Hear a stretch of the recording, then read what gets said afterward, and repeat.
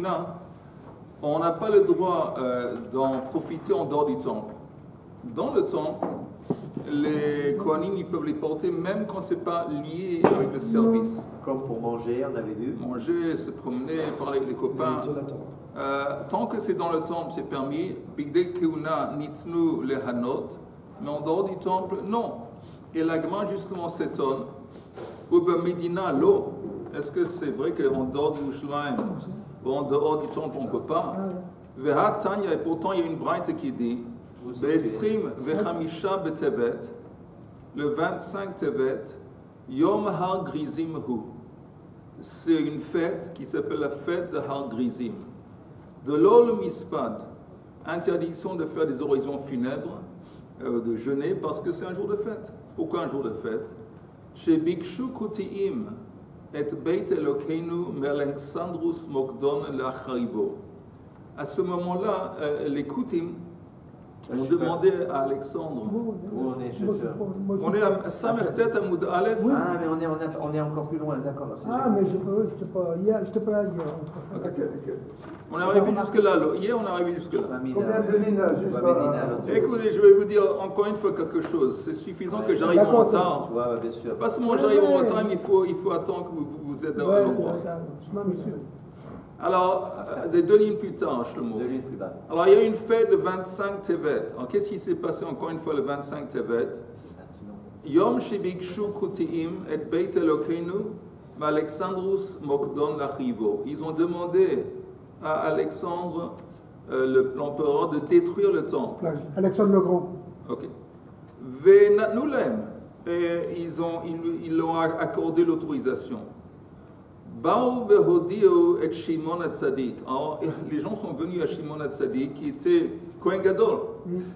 Maasa, la vache Bigdei Keuna, Venitatef Bigdei Keuna, où il s'est habillé dans les habits de Kohen Gadol, où Miyakire Israël Imo, il a été accompagné par les notables du peuple. Ils tenaient dans leurs mains des torches. Pourquoi? Parce qu'ils ont pris la route la nuit.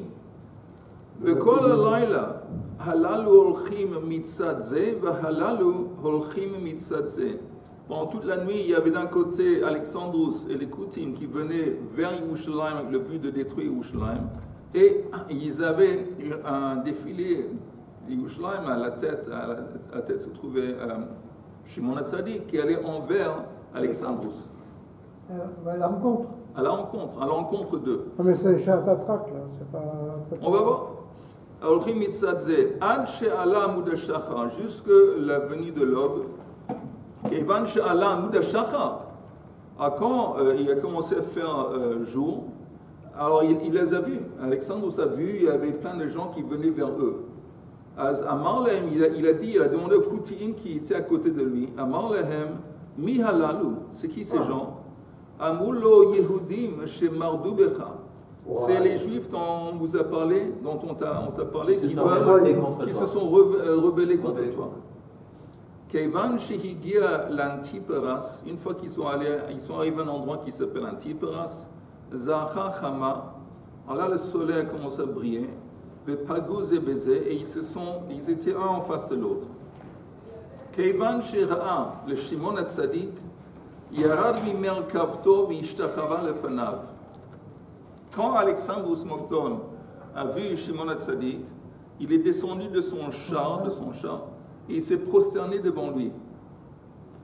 Alors l'écoute, il était choqué, Amoulo, Melech Gadol Kamotra, Yishtachave le Yehudi, qu'est-ce qui se passe? Un empereur, un roi important comme toi, tu te prosternes au pied d'un juif.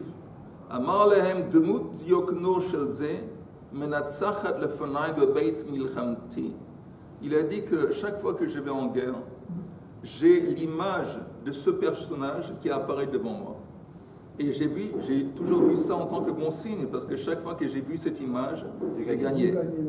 Et c'était fait exprès. Kadosh voulait envoyer cette image à cause de ce moment-ci. Donc c'est pour ça qu'il s'est prosterné. À Marley, donc Alexandros les a adressé la parole. À Marley, Lama Batem, pourquoi vous êtes venus ici? Amrou, ils lui ont dit, אפשר בית שמתפללים בו עליך ועל מלכותך שלא תחרב. יתוך הגויים להחריבו.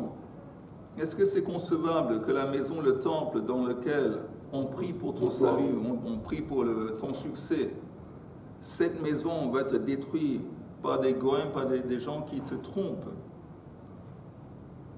Amar lehem mi halalu, c'est qui ces gens dont vous parlez?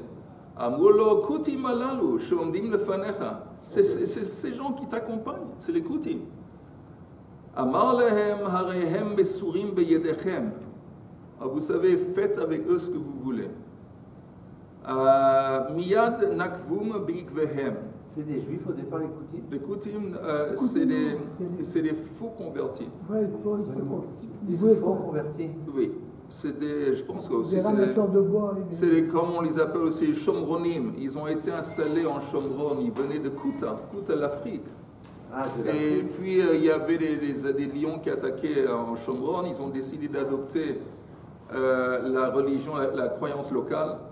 Mais il y avait un moment où on les appelle aussi Tzdukim. C'est eux? Les Tzdukim, c'est pas Non, ceux qui ramassent le bois, non? Non, pas les Tzdukim. Écoute, non, c'est pas les Tzdukim.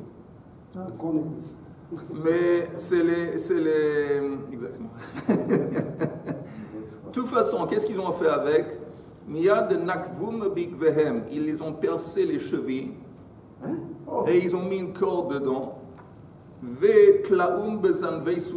Ils ont attaché la corde au queue des chevaux. Ils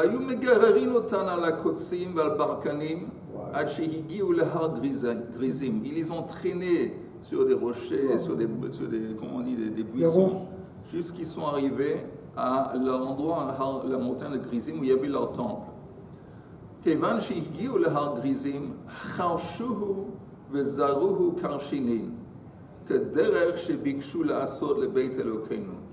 Quand ils sont arrivés là-bas, ils ont entièrement détruit leur temple. Ils ont semé dans l'endroit où était le temple, leur temple. Ils ont semé des karshinim, des espèces de plantes qui vont empêcher de pouvoir planter et de cultiver la terre. Ils ont fait à eux ce qu'eux, ils voulaient faire à nous. C'est au mois d'Adar, ça, non? Hein? Il y a un foucault. Hein? Il y a un foucault. Ils sont venus pour redétruire le temple juif et on leur a détruit leur temple. Mais en attendant, regardez bien. Mais c'est important. Qu'est-ce qu'on fait selon le judaïsme? Qu'est-ce qu'on fait? C'est Tevet, non, c'est pas Adam. Qu'est-ce qu'on fait avec nos ennemis? Ils n'ont pas été Yefei Nefesh. Ils n'ont pas été gentils ou délicats ou sensibles. Ils n'ont pas respecté les droits de l'homme. Vous avez essayé de détruire le temple de Kadosh Baruch Hu. Regardez ce qu'ils l'ont fait. Mais j'imagine qu'après qu'ils ont fait ça, plus jamais dans l'histoire des Koutim, ils vont essayer même de faire du mal aux Juifs. Et ça, c'est un thème qu'on revoit dans l'histoire juive. Et les autres non plus? Quels autres? Je sais pas, à part les Koutim, il y a d'autres peuples. Non, mais le Rav, il veut dire que des fois, il faut utiliser les grands moyens. C'est cool. Oave Hashem, Sinura. Pas Sinura, mais Sinura, il faut être... de toute façon. Déterminé et déterminant. Voilà, et surtout l'artia. Bikshu la sot le beit eloken. Ve'oto hayom, ce jour-là, Asahu Yom Tov, a été transformé en fête. Maintenant, pourquoi on a apporté cette histoire? Parce qu'on voit que Shimon HaTzadik, il s'est habillé dans Bigdei Kehuna, Medina. Il est sorti de Yerushalayim, il est sorti du temple avec ses habits. Nous, on a dit qu'on n'a pas le droit de les mettre en dehors du temple. Et c'est ce qu'il a fait. Alors,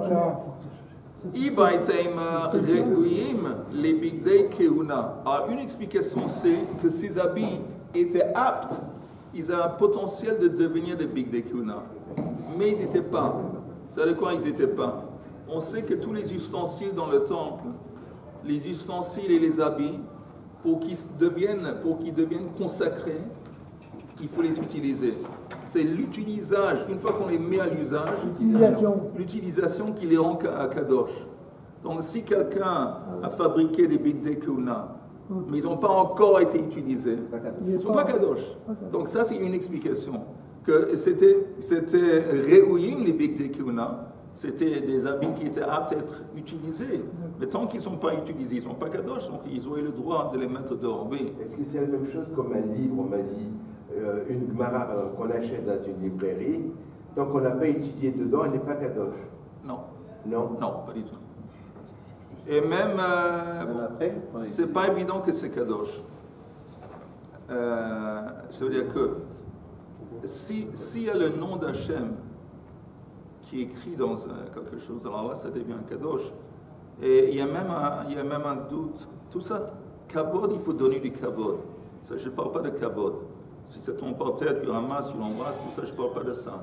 Et kadosh, qu'il y a intrinsèquement un truc qui est kedusha, on dit que ça doit avoir même des noms d'Hachem qui sont imprimés par un imprimeur. C'est pas évident que ça a vraiment une kedusha intrinsèque. C'est pas un chef, c'est sur kedusha, hein? C'est sur du papier. Le problème de la gnisa, il faut mettre à la gnisa. Quand même, Parce que, encore une fois, c'est kavod, c'est une question de kavod. Mais si tu te demandes, est-ce que quelque chose a une kedusha intrinsèque, un objet mamash kadosh, je pense que ça doit avoir le nom d'Hachem qui est écrit dessus. Donc une Gemara, c'est kadosh? Non, parce qu'il n'y a pas le nom d'Hachem. Souvent, il y a des Gemarot sans le nom d'Hachem. En plus, c'est imprimé. Mais encore une fois, ça mérite du kavod. Oui. Mais dire que c'est kadosh, c'est pas évident. De toute façon, alors, ça c'est une explication. Deuxième explication,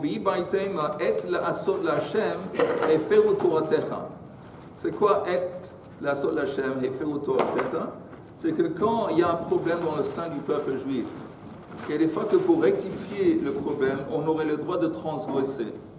On peut faire une transgression si ça a été institué, si ça a été permis d'en haut par un prophète, par le Sanhedrin, ce serait permis dans des cas exceptionnels pour rectifier un problème dans le sein du peuple.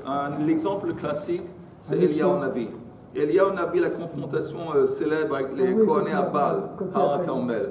Il y a un interdit dans la Torah de construire une bama, c'est un hôtel en dehors du temple. Et c'est exactement ce qu'il a fait. Mais il l'a fait parce que justement, il y avait une idolâtrie qui se répandait parmi le peuple. Il a voulu à tout point essayer d'adresser ce problème. Donc ça, c'est un exemple. Alors là, ce serait une autre explication. Que oui, c'est interdit de mettre les Bigdei Kehuna en dehors d'Yerushalayim. Mais c'était un cas exceptionnel. Et dans ce cas, ça aurait été permis. En plus, il a été accepté en plus. Mais on dit aussi, être la Asod Hashem et feru toratecha, on dit aussi pour le fait d'écrire la Torah orale. Alors bon, dans le cas d'Eliyahu ou de Shimon HaTzadik, c'était une fois exceptionnel. Tandis que imprimer des Mishnayot, des Gemarot, c'est pas Chad. C'est Chad parmi dans le sens que le moment que tu écris, et tu écris, tu réponds ça dans le sein du peuple. C'est pas important si ça se répète une fois que c'est fait, c'est fait. Oui, mais là, dans ces exemples-là, le lendemain, le Kohen Gadol, il ne s'est pas promené à l'extérieur, au Bigdei Kehuna. Eliyahu, il n'a pas continué à... Non, il n'a pas continué. C'est Chad parmi. Oui, mais... Il y a un autre exemple où le nom de l'accord il est effacé dans son temps. Oui, je ne sais pas si ça, c'est exactement. Il est fait sur le nom de Dieu. Mais ça, c'est Kadosh pour lui-même, ça fait partie de la mitzvah. Oui, c'est écrit dans la Torah explicitement. Oui. Ok, on continue. C'est écrit dans la Torah explicitement qu'il faut faire comme ça.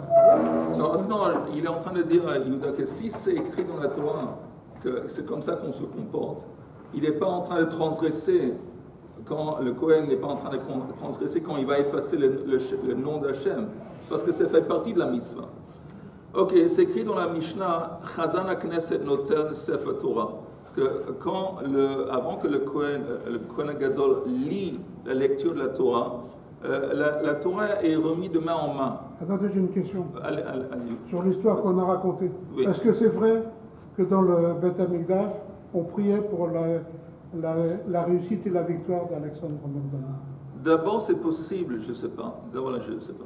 Mais d'abord, c'est possible que lui, on priait pour lui.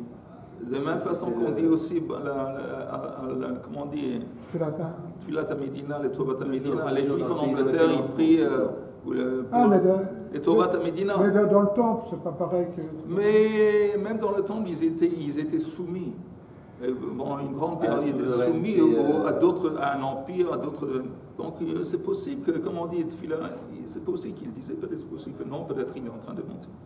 C'était quel empire c'était Alexandre le Grand, c'était les Grecs. Les Grecs. Ok. Alors on prenait le Sefer Torah, on le transmettait d'un à l'autre, Skana, Knesset et compagnie.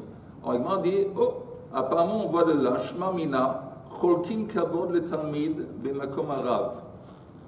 Si on permet de transmettre le Sefer Torah au scan, le scan à l'autre et l'autre devant le Kohen Gadol, c'est comme si on accorde du respect à l'élève dans la présence du Rav, ce qui est interdit. Et on voit ici qu'apparemment c'est ce qu'on faisait, parce que quand on transmet la Torah à d'autres personnes qui sont moins importantes que le Kohen Gadol, ça fait un peu... Alors la Gemara dit non. Amar Abaya Kula Mishum Kvodo Shel Kvodo de Kohen Gadol Hi. Il dit non, tout ça c'est fait partie du respect qui est accordé au Kohen Gadol, parce que même ces gens qui reçoivent la Torah, ils continuent à le transmettre à quelqu'un d'autre, jusque ça arrive dans les mains du Kohen Gadol. Donc en fin de compte, tout ça, c'est pour encore plus honorer le Kohen Gadol. Tu entends, Chaim? Avant qu'il lit la Torah, c'est écrit. Avant de donner au poète, ça donnait. Il dit Chazan HaKnesset notel Sefer Torah ונותנו לראש הכנסת. וראש הכנסת נותנו לסגן, והסגן נותנו לכהן גדול. Alors le fait que tu donnes le Sefer Torah à quelqu'un, au lieu du Kohen Gadol, et lui il le donne à quelqu'un d'autre, c'est-à-dire que tu accordes du respect à d'autres personnes qui vont recevoir le Sefer Torah avant que lui il va recevoir. C'est comme si apparemment on donne du kavod à un talmid dans la présence du Rav, et ça c'est pas bien. Mais apparemment c'est ce qui est en train de se passer. Et après il dit non, parce qu'en fin de compte, toute cette transmission de la Torah qui va en fin de compte arriver dans les mains du Kohen Gadol, on voit bien que c'est un kavod pour le Kohen Gadol, que tous ces gens l'ont pris, il est transmis de personne en personne jusqu'à ce que ça arrive chez lui. Donc ça vient embellir le Kohen Gadol. À la fin, on lui donne le Kohen Gadol. C'est comme la Beit Mila. Oui, un petit peu. Alors la Gemara dit, le Kohen Gadol Omed. Une fois que ça arrive au Kohen Gadol, il se met debout pour recevoir le Sefer Torah. Alors la Gemara dit, Michlal Shu Yoshev. Si c'est écrit, il se met debout. C'est-à-dire qu'il était assis. Ça veut dire qu'il était assis. Il était assis avant. Shu Yoshev, et pourtant on a un problème. Anan Tnan, on a enseigné dans une Mishnah, Ein Yeshiva Ba'azara. Ella le Malchei Beit David Bilvad. Les seuls qui seraient autorisés de s'asseoir dans la Zara, c'est pas Ezrat Nashim, c'est la Zara, l'endroit, l'espace où se trouve la cour où se trouvait le Mizbeach Hagadol. Les seuls qui ont le droit de s'asseoir là-bas, c'est les descendants de Malchut Beit David. Qu'est-ce que ça veut dire? C'est comme ça. C'est pas les vieux. Quoi? Savoir qu'ils sont descendants de Malchut Beit David. Oui, les rois. Le Shivat Yehuda. Non, les descendants directs de David Amalek. Oui. Mais les rois. C'est droit des rois aussi. Elle est les Malchei Beit David Bilvad. Malchei au pluriel. Donc les descendants de David qui sont devenus rois. Eux, c'est seulement eux qui auraient le droit de s'asseoir là-bas. Chez Nehemar, Veyavo Amelech David Veyeshev Lifnei Hashem. Alors, quelle est la réponse? Kedamar Rav Chisda Be'ezrat Nashim. Que lui, où il recevait la Torah, où il était assis auparavant, pas dans la cour, il était dans Ezrat Nashim, sur un trône. Non, Ezrat Nashim, il n'était pas dans la cour où il y avait le Mizbeach et le Choshet, il était avant dans Ezrat Nashim, ça c'est différent. Achanami Bezrat Nashim, Veheicha Itmar de Rav Chisda. Où c'est écrit? Attendez, stop. Vas-y, stop. Dans la Gemara, Oui. quand on parle de Omed, ça ne veut pas forcément dire qu'il est debout. Je suis d'accord avec toi. Mais on aurait pu dire que s'il était debout auparavant, on dirait Haya Omed. Haya Omed Le fait qu'il dit Omed. Par exemple, quand on parle de la. Non, je vais te dire. Le fait que tu dis il était debout, on précise qu'il était debout, ça laisse entendre qu'il aurait pu être assis. Non, mais ce que je dis, Omed, ça ne veut pas forcément dire être debout. J'ai compris ce que Par exemple, dans la créatuellement, quand on dit il faut. Ça règle la mode, ouais. Ça veut dire il faut s'immobiliser. Ça ne veut pas dire qu'il faut dire créatuellement debout. Encore une fois, quand c'est écrit Kohen Gadol Omed, ça veut dire quoi? Le chat, qu'il est debout. Ouais, maintenant, si on précise qu'il est debout, ça laisse entendre qu'il aurait pu être assis. Mais en dépit du fait il était autorisé à être assis, il doit être debout quand il reçoit la Sefer Torah. C'est pas obligatoirement que ça veut dire qu'il était assis, ça veut dire qu'à ce moment-là, surtout à ce moment-là précis, il est debout. Il ne peut pas s'asseoir. Voilà. Mais ça laisse entendre qu'il pourrait normalement être assis. Oui. Et c'est ça, à ça on s'adresse. Oui. Et alors, je n'ai pas compris ils apportent l'exemple des rois de Malchut Ben David. Alors, on dit comment ça se fait qu'il aurait pu être assis. Et alors, quelle est la réponse? La réponse est qu'il n'a pas reçu le Sefer Torah dans la Zara. Il a reçu dans Ezrat Nashim. Ezrat Nashim, on a le droit de s'asseoir. Hachanami Bezrat Nashim. Beheicha itma de Rav Chisda. Ou Rav Chisda, elle a dit ce qu'il a dit. Aha. Meiteve de Tanya. Heichan Korin Bo. Où est-ce que Yom Kippour, le Kohen Gadol, il lisait, il faisait la lecture de la Torah? Il y a trois opinions. Première, Tanya Kama, il dit Bazara. Azara, c'est l'intérieur. Rabbi Eliezer ben Yaakov Omer Bahar Habayit. Il dit non, c'était en dehors du temple. C'était Bahar Habayit. Bahar Habayit, c'est dans le temple. Oui. C'est dans le Beit Mikdash. Non, c'est pas dans le Beit Mikdash. En dehors de Beit Mikdash, mais c'est toujours en haut de la colline, Bahar Habayit. C'est en dehors des murailles? En dehors du temple. Le temple, il a des murailles autour du temple. Oui. En dehors des murailles du temple. Oui, okay. En dehors des murailles du temple? Non, en dehors du temple, il va d'aller compris, d'accord. Dans les murailles. Chez Nehemar, Vayikra bo lifnei harachov, asher lifnei sha'ar hamayim. En parlant dans Néhémie, c'est écrit qu'Ezra a lu la Torah devant la rue. Devant la rue, il n'y a pas de rue dans le temple, qui est en face du char, de l'ouverture de Sha'ar hamayim. Ve'amar Rav Chisda Bezrat Nashim. Donc on voit, il y avait trois opinions. Rav Chisda, il dit ici que la lecture se déroulait Bezrat Nashim. C'est au milieu, c'est pas dans la... De faire? Oui, on a le droit de faire quoi? De faire la lecture dans Ezrat Nashim. Ah justement, on appelait ça Ezrat Nashim. Mais il y avait tout le monde. Il y avait quelquefois des hommes et des femmes ensemble. Oui, mais il y avait des réformés. Hein? Non mais. Vayivarech Ezra et Hashem ha'elokim hagadol. Alors c'est écrit comme on vient de mentionner Ezra. On reste un petit peu sur ce sujet. Attends une seconde. J'attends. Ezra. C'était quoi du Gadol? Oui, il était Cohen. Bon. Et c'était le jour de Yom Kippour qu'il a lu ça dans le Sefer Ezra. Non, je ne sais pas si c'était Yom Kippour. Ok, alors je veux dire.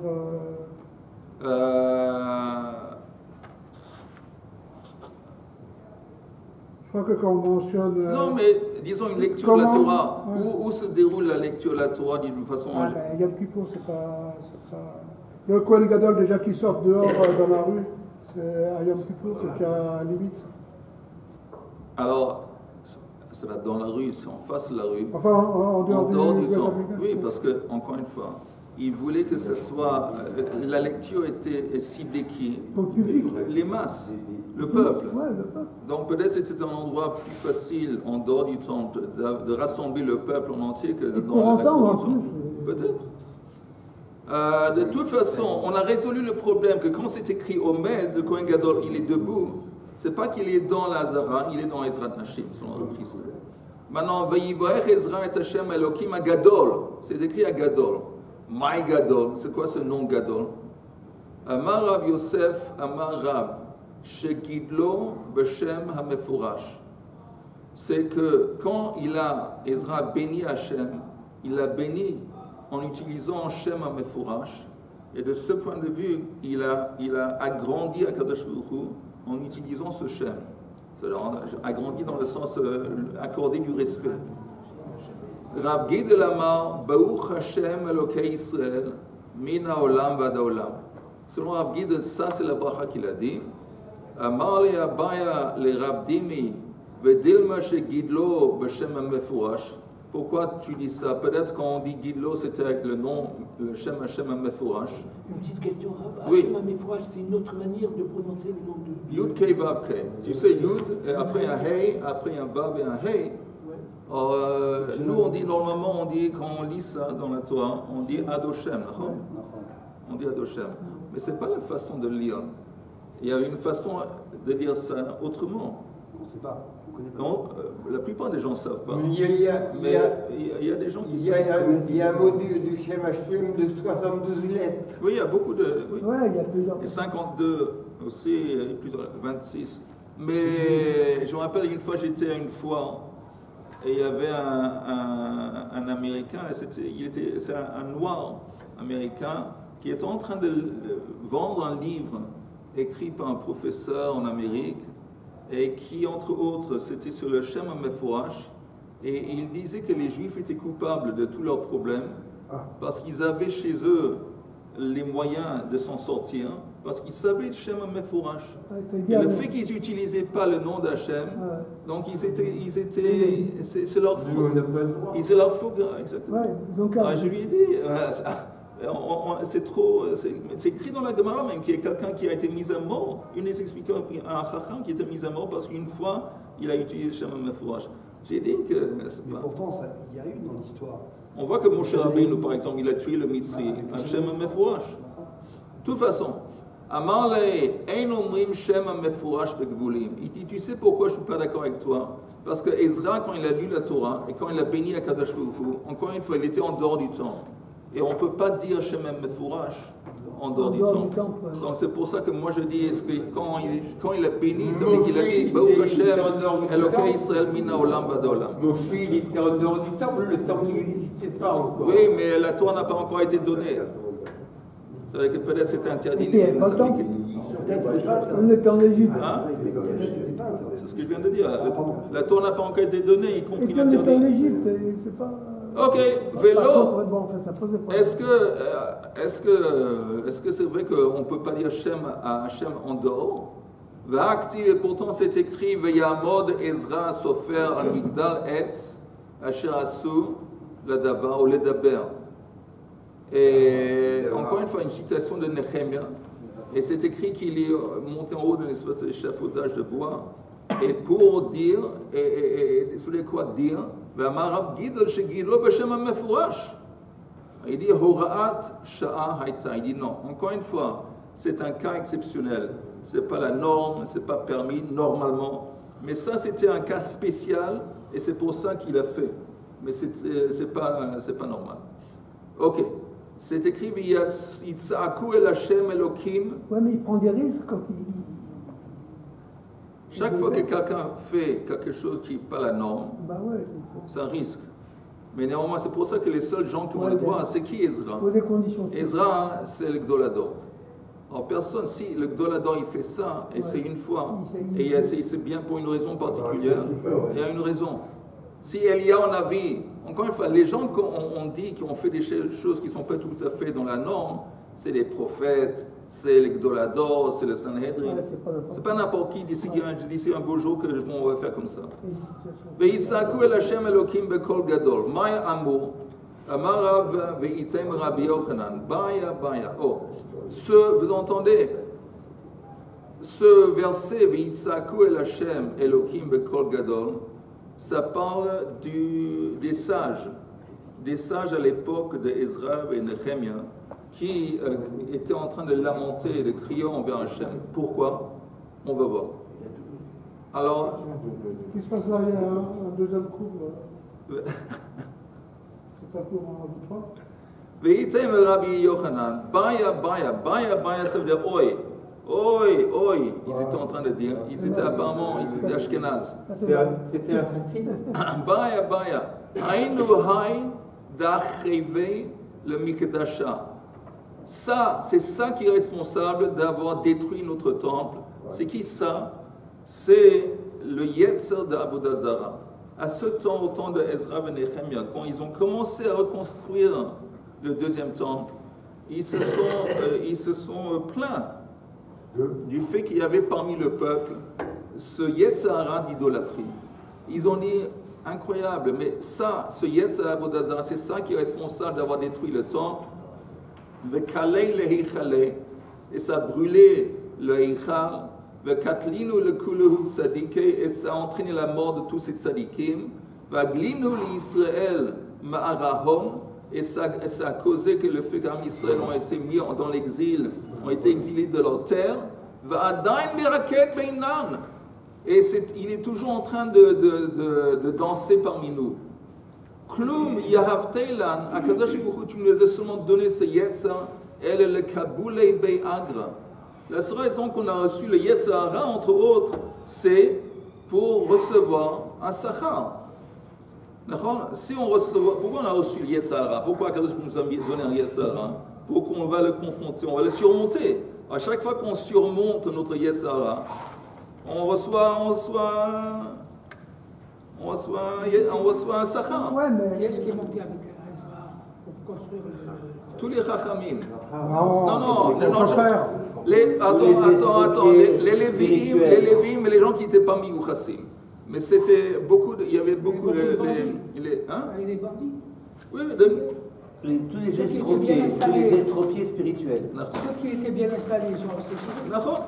Mais en attendant, pourquoi on parle de ça? Pourquoi ils se plaignent maintenant? C'est pas eux, c'est les Chachamim. À l'époque, c'était les chefs, il n'y avait pas seulement Ezra. Il y avait parmi ce groupe de gens qui ont fait Aliyah, il y avait des Chachamim. Et les Chachamim ont dit, les Kohanim, il y avait des Kohanim, ils ont dit on a un problème. On reconstruit, on repart à zéro, mais on voit autour de nous, parmi le peuple, il y a plein d'idolâtries. Qu'est-ce qu'on va faire? Toi, tu nous as donné un Yetzer Hara d'idolâtrie. Pourquoi faire? Simplement pour nous donner une opportunité de gagner du Sachar qu'on va le surmonter. Mais ça ne marche pas. Elle est le Kaboulei Be'agra. Lo ihu ba'inan, velo agre ba'inan. On ne veut pas de lui, du Yetzer Hara, et on ne veut pas non plus de sa récompense. Nafalhu pitka merakia de Havekatavba emet. Et miraculeusement, il y avait un pétek qui est tombé du ciel sur lequel était inscrit Emet. Amar Rav Chanina Shmamina Chotamo shel HaKadosh Baruch Hu Emet. De là, on voit, Chaim, que la Chotem de HaKadosh Baruch Hu, c'est la vérité. Qu'est-ce qui se passait? Otivu beta'anita tlata yomin. Les sages se sont mis à jeûner 3 jours d'affilée. Betlata leilvata. 3 jours et 3 nuits. C'est pas, il faut le faire. Ils ont jeûné 3 jours et 3 nuits d'affilée. C'est pas évident. C'est quoi? La Chotemet, il a mis une Chotemet à Kadosh Baruch Hu. Parce que quand ils ont dit ce qu'ils ont dit, il y avait un pétek qui est tombé du ciel, et sur le pétek était inscrit Emet. Et les sages, ils disent pourquoi? Parce qu'on voit que Emet, c'est la Chotemet d'Akadosh Baruch Hu. Il a dit ce que vous avez dit, c'est vrai. C'est vrai. Il a, comment on dit? Il a prouvé. Il a confirmé. Il a confirmé. Donc, après les sages, ils ont jeûné 3 jours et 3 nuits d'affilée. Masruhu nihalahu. Et en fin de compte, leur demande a été accédée. Ata ki guria de Noura mi beit kodesh kodashim. Mais subitement, il y avait une forme à l'apparence de feu qui est sortie du beit kodesh kodashim, qui avait là comme un lion. Et Amar lehu Navil Israël, Hainu Yitzchad Avodah Zara. Vous voyez cette forme en feu qui est en train de sortir dans la forme d'un lion? Ça, c'est le Yetzer d'Avodah Zara. Shneemar vayomer zot rasha'a. Voilà. Bahadei de tafsuha, de tafsuale ishtamit binita mimazia. Quand cette forme de lion était en train de sortir, apparemment, je ne sais pas, il y a quelqu'un qui a tiré un poil. Un poil, je ne sais pas ce que ça veut dire au sens profond, mais quelqu'un a tiré un poil de cette forme de lion qui symbolisait Yetzer Hara d'Avodah Zara. Et à cause de ça, il lui a fait mal au lion. Az Rama Kala, il a poussé un cri. Vazal Kale Arba Mea Parse. Et le son de douleur, d'angoisse de ce lion, de Yetsa, s'est répandu une distance de 400 parsecs. Maintenant, Amou Heichi, c'est 100 km, c'est un chiot. Amou Heichi Na'avid, ils ont dit qu'est-ce qu'on va faire? Delma Chas Veshalom Merachame Alei Min Shmaya. Peut-être en haut, on va voir que ce Yetzara, il est dans l'angoisse. À cause de cette angoisse, on va prendre pitié de lui. Qu'est-ce qu'on va faire? Amar le Navil Shadiuhu Bedouda de Evra. Mettez ça, jetez ça dans un bol, pas un bol. Un chaudron de plomb. Pas un chaudron, Une ouverture. Qu'est-ce que tu as? Ils disent chaudron de plomb. Ok, c'est le chaudron, c'est comme une marmite. Ouais. Ok, Lévi connaît. un chaudron de plomb. Vechafiuhu le poumei be'evra de Evra. Et mettez aussi un couvercle de plomb au-dessus. Pourquoi? Be'evra de Evra mishav sha'iv kala. Parce que la nature du plomb, c'est que le son ne va pas dépasser. Ça va absorber le bruit. Donc s'il y a des cris d'angoisse, on n'entend pas dehors. שנאמר ויאמר זאת הרשעה וישלח אותה אל תוך האיפה וישלח את אבן העופרת על פיה. אמרו, alors sur le coup les sages ont dit, הואיל ועת רצון הוא, on voit, on constate que c'est un moment propice. ניבאי רחמי היצחר דעבירה. On va profiter de ce moment pour demander à Kadosh Baruch Hu qui va éliminer aussi le Yetzara de Avera, c'est de l'envie sexuelle. Arayot. On va demander aussi qu'il va supprimer ce Yetzara. Ba'u Rachamei, ils ont prié. Ve'imsar beyadayu. Et ils ont été répondus. Et ce Yetzara de Arayot sexuel a été livré dans leurs mains. Amar le Chazu. Quelqu'un leur a dit, constatez, si vous allez tuer ce Yetzara d'Avera, vous allez être responsable de la fin du monde. Vous allez détruire le monde. Parce qu'il n'y aurait pas de reproduction. Exactement. Mais en attendant, ils l'ont emprisonné pour 3 jours d'affilée. Et en attendant, il y a quelqu'un, ils ont cherché un œuf, quelqu'un voulait manger un œuf frais. Ils ont cherché dans toute la terre d'Israël un œuf frais pendant ces 3 jours, ils n'ont pas trouvé. Pourquoi? Parce qu'encore une fois, ce Yetza, il est responsable, comme tu as dit, de reproduction, y compris les œufs. Il ne va plus y avoir des œufs, il ne va plus y avoir rien. C'est bien beau d'enlever le Yetzara, mais c'est responsable pour la vie. On finit dans 1 minute. Amre heichi navid, qu'est-ce qu'on va faire? Niktele kalya alma. Si on le met à mort, encore une fois, on va être responsable de la destruction du monde. Niba irachamei apalga. Si on prie qu'Akadosh Baruch Hu va éliminer la moitié du Yetzara qui est problématique. Que le Yetzara qu'on veut pour les femmes mariées, ou je ne sais pas quoi, ça il va éliminer de nous. Et le Yetzara normal, ça il va conserver. Mais ça ne marche pas. Palga berakia lo yahave. Parce qu'en haut dans le ciel, on n'accède pas, il n'y a pas des moitiés mesures. On ne fait pas les choses à moitié. En fin de compte, qu'est-ce qui s'est passé? On lui a crevé les yeux. Et là, on l'a remis en liberté. Il n'a pas crié, lui? Parce que quand on tire en poil...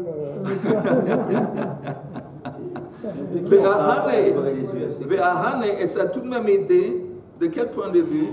De l'homme migré le inish bekrivata.